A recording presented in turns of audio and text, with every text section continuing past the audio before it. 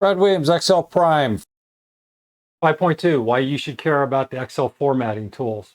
In short, you need to familiarize yourself with the formatting because otherwise your data will be unreadable or untraceable or unattractive, and others will just ignore it and subsequently look at you as, well, lazy or unqualified or unfamiliar.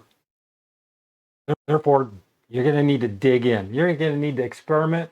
And the starting point is up here in the ribbon, and all of the different options you need to at least familiarize yourself with, not memorize, just familiarize. But you're going to find your common formatting features. For example, your font, your bolds, your alignments, your numbers. Those are going to be common. Your cut and copy. You're also going to want to familiarize yourself with the insert features and the page layout and the formulas. And the only way you're going to familiarize yourself is digging in. So here we just have the format cells, and where do you get that? You just right click on the menu toolbar, hit format cells, and there you go. So enter, just simply start here and just put 1, 2, 3. You can go up to the toolbar and you want to change the font size.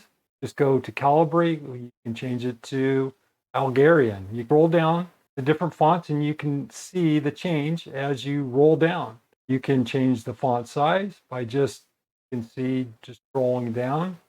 You can see now we're at 48. You can go 14.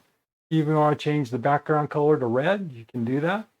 Do back to black. You can change the foreground color to orange or red or what have you.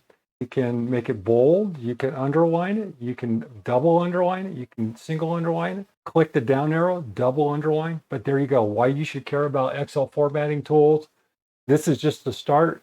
Experiment, experiment, experiment. Brad Williams, Excel Prime. Williams out.